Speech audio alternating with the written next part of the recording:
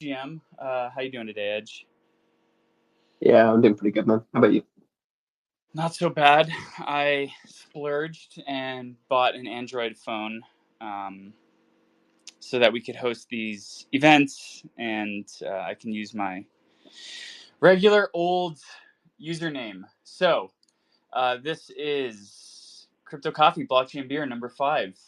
Edge and I host these. We're trying to do it on a weekly basis, just to kind of share some thoughts and insights for what's going on in the blockchain and crypto space over the past week, using our insights and knowledge from being full time in the Neo ecosystem. Uh, at the moment, right now, the Neo network has 94,114 addresses on N3, and we are currently at block height 4,866,394.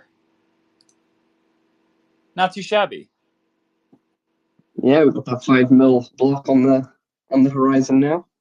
A couple of weeks away, I guess. I'm eyeing that 100K wallet users myself. That's the statistic I'm most excited about. Not the transactions per day. No, that for me will be 100K. That's when I start to get really excited. I think that's a good number. Yeah. So this week we want to talk about.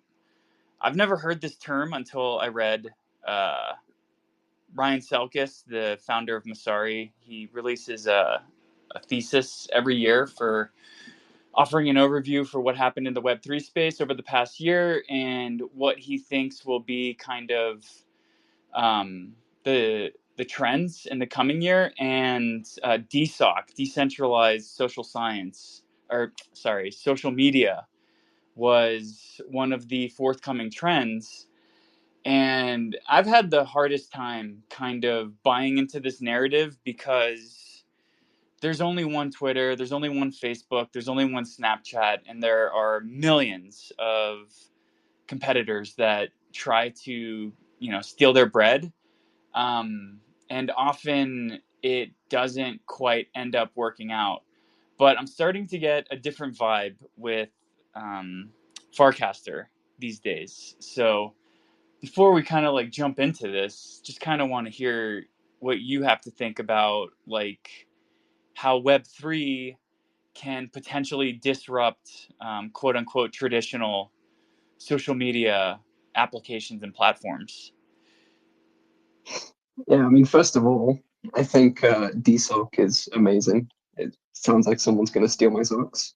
Um, but with that out the way, I think the big advantage is that basically every centralized social media is a walled garden where it's controlled by one person, one organization. And it's kind of a power imbalance where someone can very readily impose their views. Case in point with Twitter/X.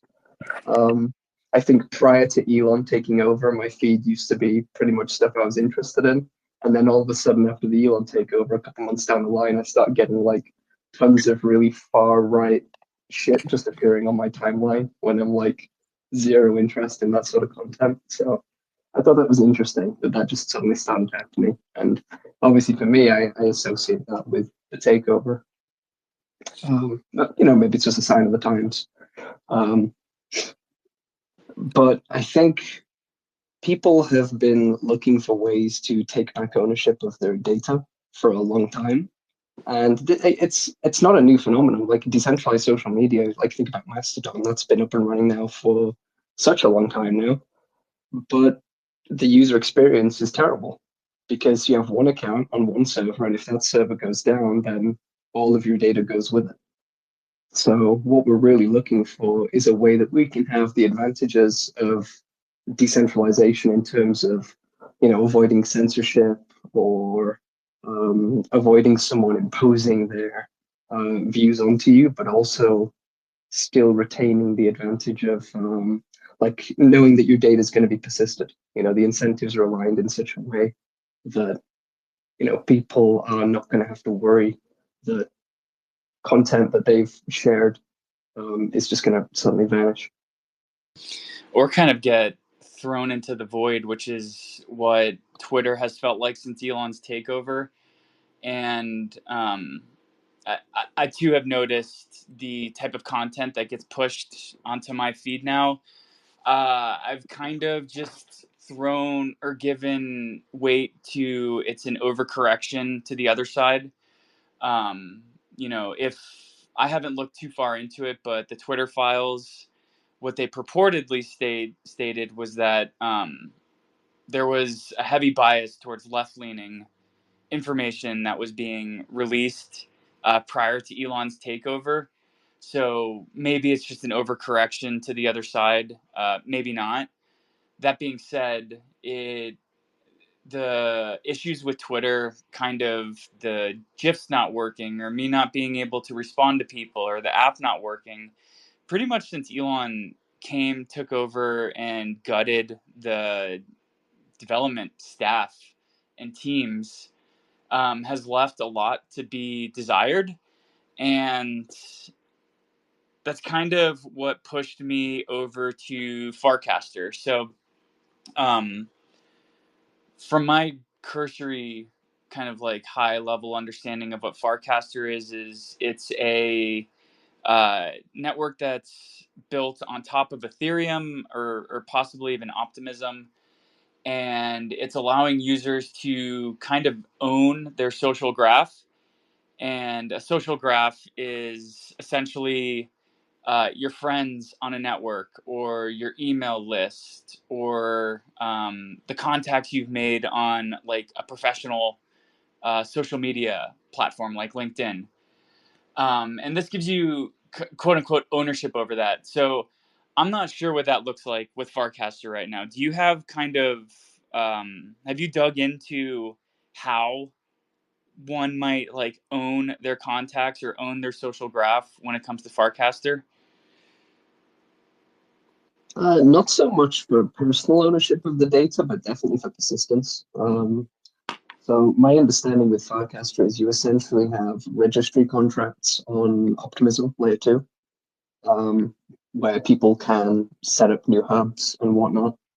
And then you have all the off-chain components, which are just the servers that are, serving the data for these hubs.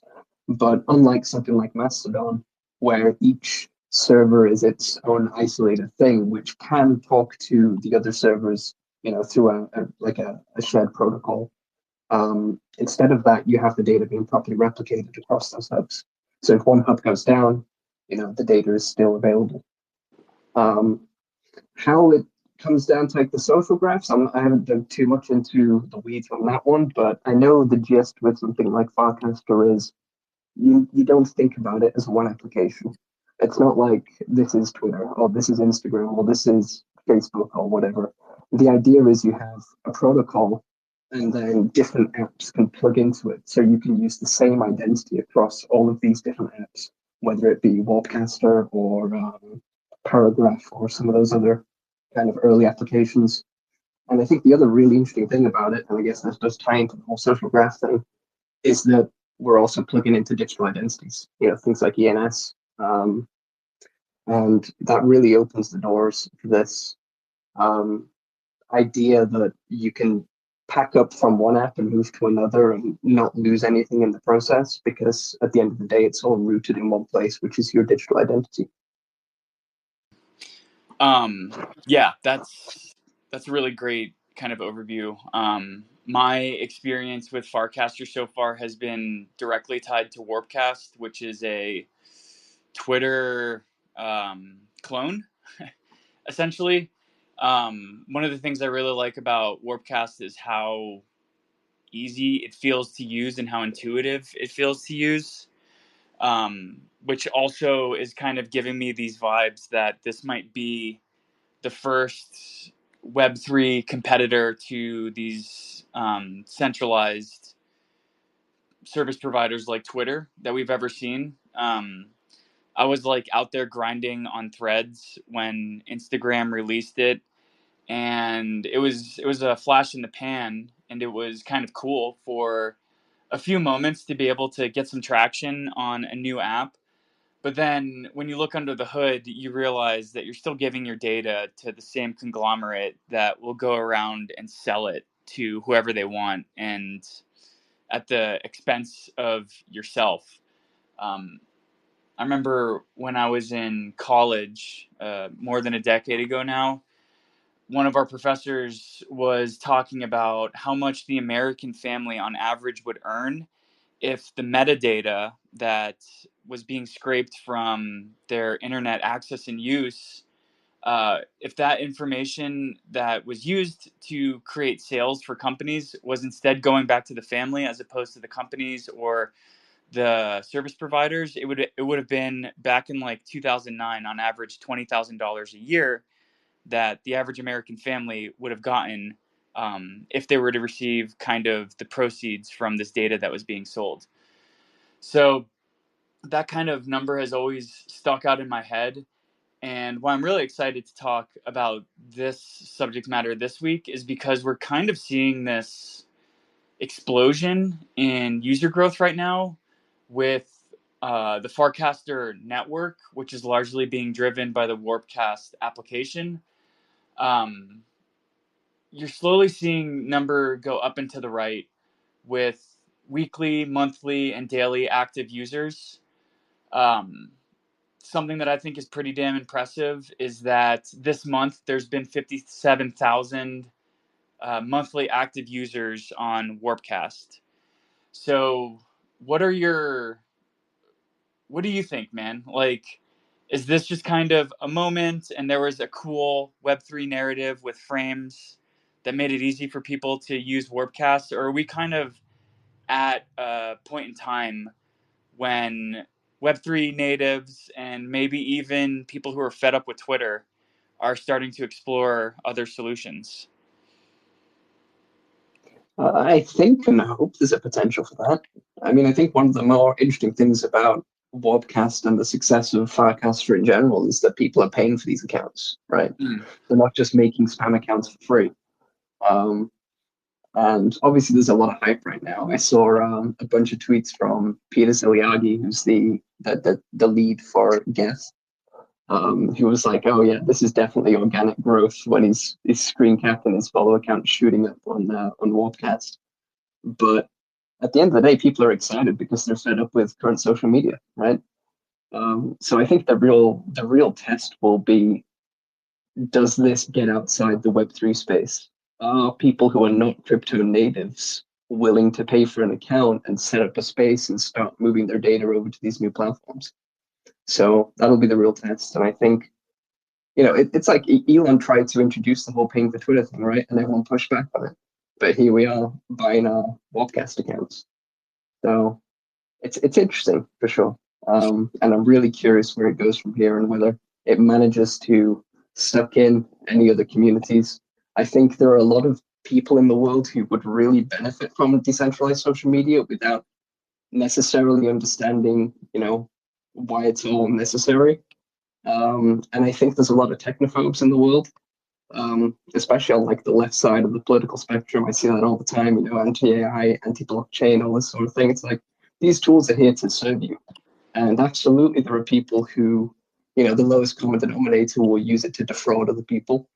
And there are malicious use cases in the world, but fundamentally, this is created to give power to the people, not the other way around. So there's definitely some hurdles to overcome in that regard.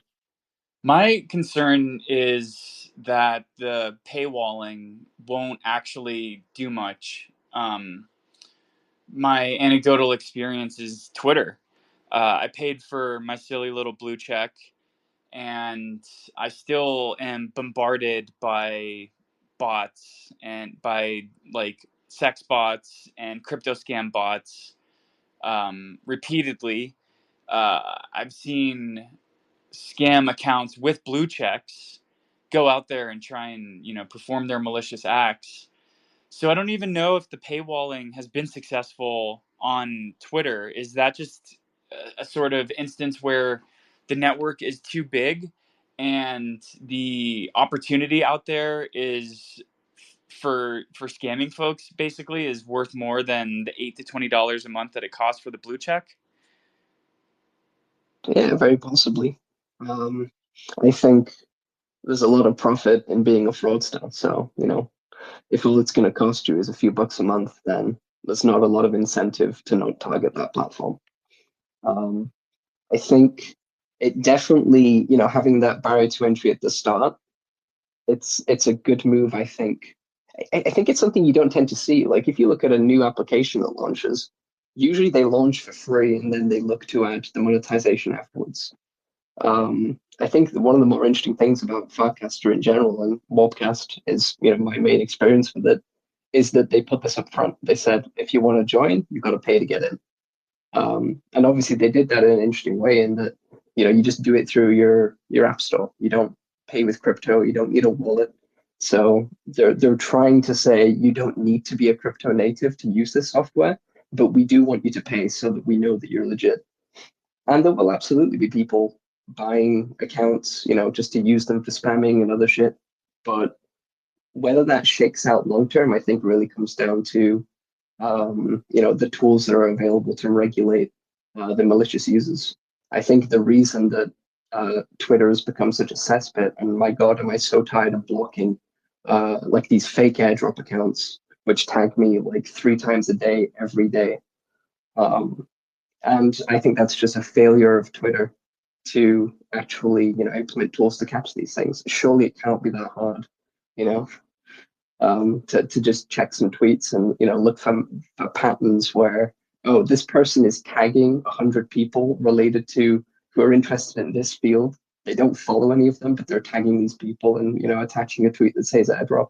It's not that hard to say, hey, that's probably not a real tweet. So I think there has to be some willingness to allow it to happen.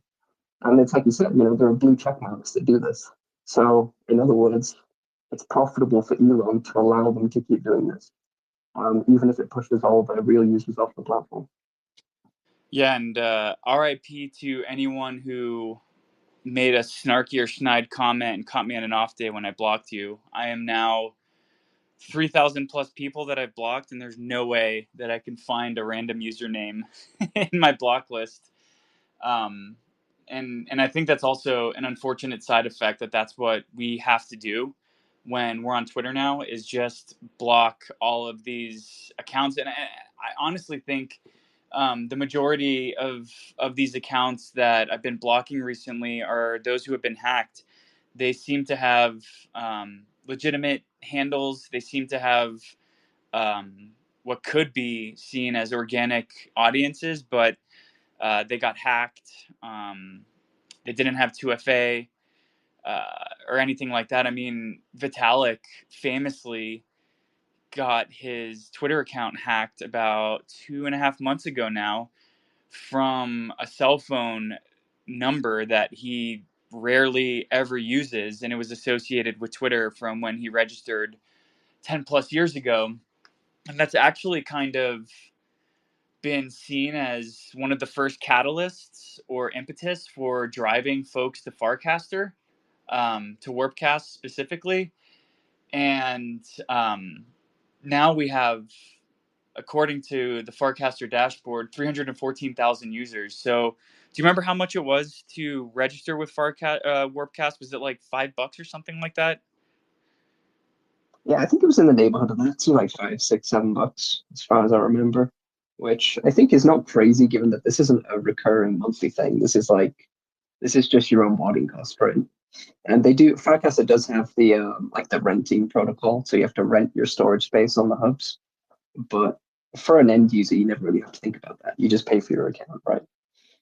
Um, yeah, it's very interesting, and I'm shocked that the user base has exploded that much. I didn't realize we're already like getting high up in the six figures.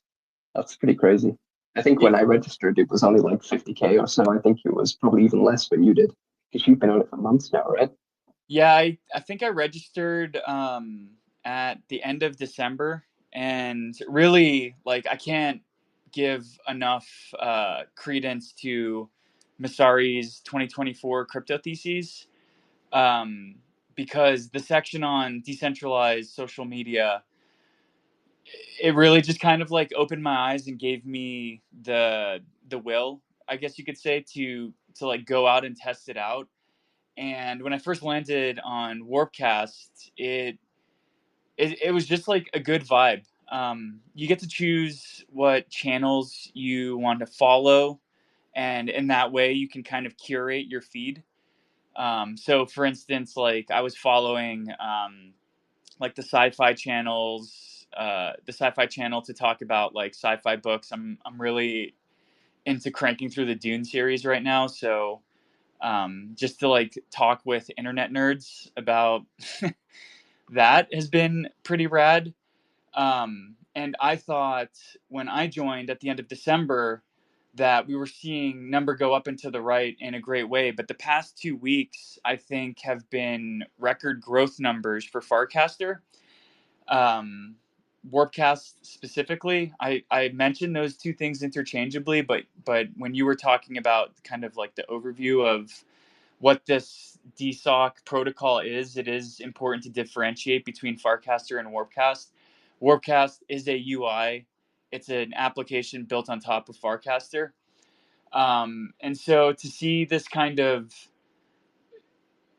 exponential growth is really exciting, but like I also feel like I've been here before. We saw this with Threads when Instagram released that in October last year. But one thing I am curious to hear about is from kind of like a developer oriented perspective.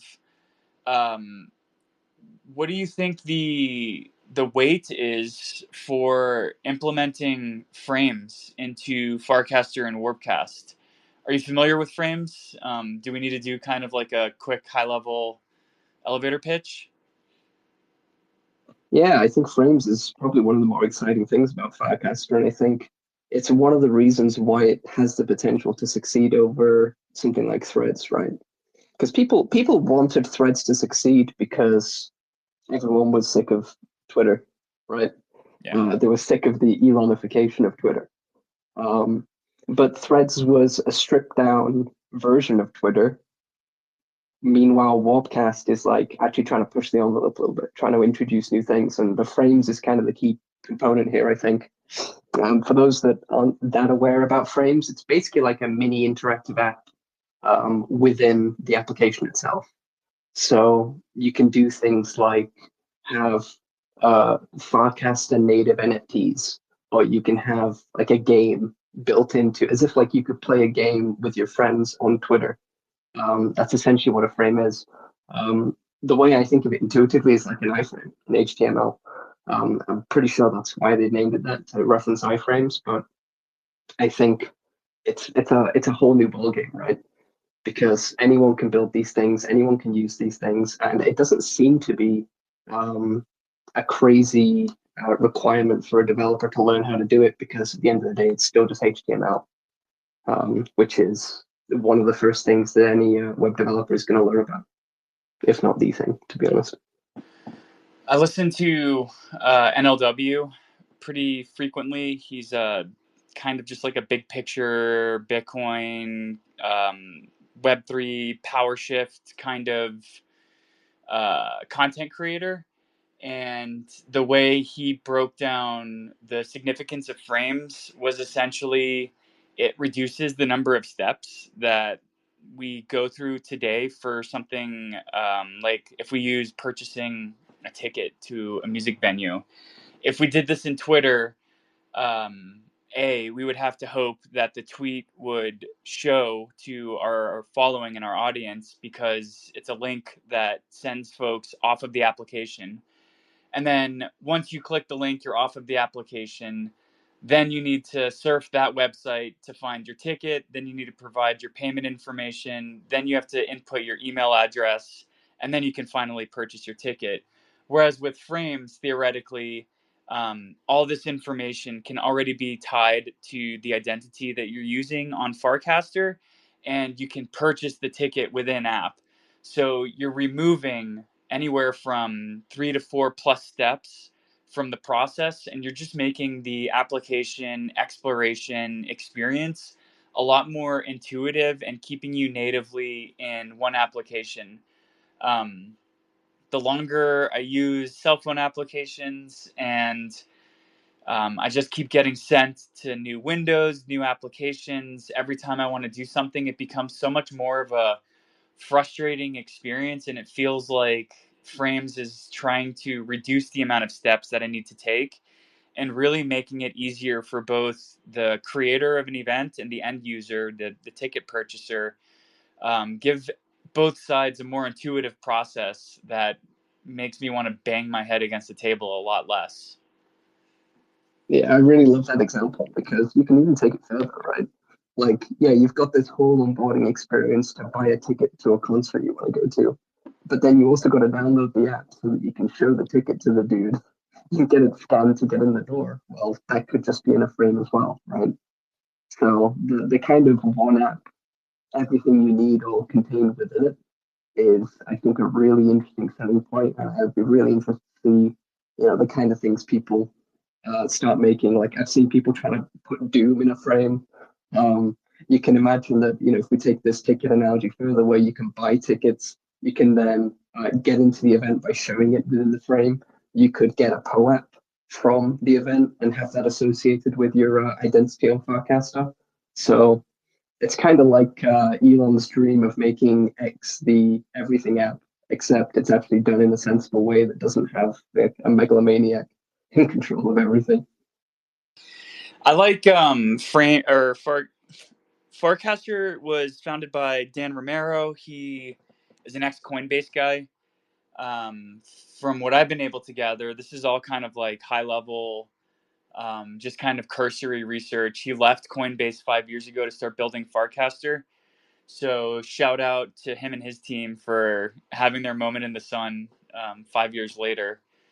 Um, but one of the things that I'm curious about with this technology is you and I, we earn our we butter our bread by covering the Neo ecosystem full time, and a lot of our expertise, if you even want to call it that, is rooted in knowing the ins and outs of this ecosystem. So I'm curious to see how we can connect different different networks to this growing Farcaster network. Um, the other day, actually 2 days ago now, Linda she's working on building a bounty program for Farcaster. She also has kind of rich previous titles. Former product manager at Coinbase, has likely worked with Dan Romero and a lot of other folks working in this space. They mentioned that they're adding soul bounties to Bountycaster. So I'm curious, like, what do you think are the opportunities for different networks to be able to build onto or to bridge into Farcaster if you've even been able to dig into these weeds? And is this something that has an opportunity to like be able to grow beyond like the EVM tech stack and be able to implement other ecosystems like Cosmos or maybe even Neo? Have you been able to dig in and kind of wrap your head around that yet? I don't think it would be so crazy just because, the on-chain side of this is it's just simple registry contracts.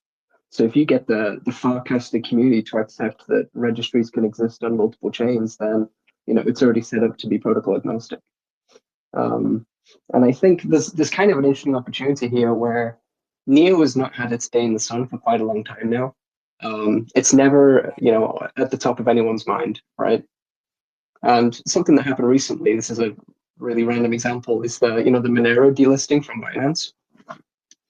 And I saw a comment on this where people were saying, this is perfect proof that you can't launch something that's dead in the eyes of regulators on launch. You need a Trojan horse, something that you can put across to them, get it accepted by the system, and then start introducing the innovations which, achieve the things that we actually want to achieve with it. And I really like this way of thinking about Farcaster as well. You've just set up the Neo space. If we go creating really interesting frames in the Neo space, people are going to want to check them out. And if people start checking that out, maybe they'll start thinking about Neo integration. Yeah, I mean, I feel like we could host a whole other space on the Monero delisting, which for your kind of person who's in the Web3 space, the blockchain crypto space, for the ethos of privacy oriented payments, like this is a huge blow to anyone who kind of holds those values and ideals. Um, but yeah, I mean, I did want to bring up what the process was like for purchasing the Neo channel. um, it costs like $25 a year, which is about 2,500 warps, which is the in Warpcast application currency. And it's kind of cool. We have 8 followers already, so shout out to all the Neo Knights who have uh, joined Warpcast and followed the Neo channel. I would love to see a lot more activity there.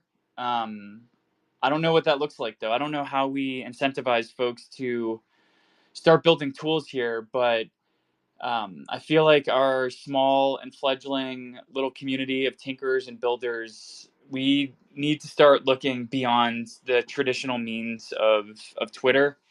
I feel like we're just like dead in water there. We're lost to the narrative momentum machine. And if you can't just like get 100 likes on something within a few hours of posting, it's going to be lost to the void. So, do you think that Farcaster Warpcast is a potential catalyst for older communities that are having a hard time kind of like getting their moment back in the sun? Um, like I would go even further and say, do you think that this is something we should actively go about trying to recruit folks to maybe build ecosystem dApps that can communicate with Farcaster? Do you think this is an area that is worth exploring that could potentially revitalize an older community such as ourselves? It may be one of our last opportunities to do it, to be honest, because like you said, like you can't post about Neo on the cryptocurrency Reddit and expect it to gain any traction because either the mods will remove it, which they've been doing for years, or it'll just get downvoted and lost to oblivion. Twitter, we don't really have the mind share. So again, we're kind of screaming into the void if we want to try to communicate things. When you've got a fresh community, you've got a fresh platform, then you've got new opportunities. And I think if we build cool shit that interests people and makes them think about things in maybe a different way than they're used to doing, then there's lots of opportunity in that. But now would be the time to do it. If we twiddle our thumbs for 2 years, it's going to be too late. Yeah, we're running up to our half hour. So I guess to kind of like wrap this up, I'm psyched on Farcaster and Warpcast. I've actively been trying to build a community on Warpcast. So anyone listen to this, I'm gonna shill my ref link. Please use it. I'm hosting the Neo channel. This is money that's coming out of my pocket so that we can build our community there. And every person who uses my reference link, I get 25 warps, which is about 1% of the annual cost for running the Neo channel. So that's my call to action and my personal shill. But from you particularly, you recently joined within the past week. Dean from Neo News Today also joined. We're potentially exploring building out a presence with Neo News Today. Maybe, maybe not. Who knows? But from your personal perspective and stance, what are your plans with Warpcast? Are you just going to kind of lurk and see what happens? Are you going to actively try to engage and build a following here? Are you potentially interested in exploring frames and building? What are kind of like your next steps with this particular DSOC application? So I think kind of all of the above for me. Obviously, I'm rebuilding my Twitter with this new one. So I've been looking for applications that allow you to cross-post Twitter and Warpcast simultaneously. I did find one called Yep, but it's got a waitlist at the moment, unfortunately. But I think that will be a good step forward. I'd love to mess around with frames. That's definitely something I'm interested in doing. And I think the other thing is you can sponsor people's accounts. So people don't have to buy their accounts. You can finance their accounts for them, right? Right. So maybe internally at NNT, we'll have some discussions about helping onboard some new community members.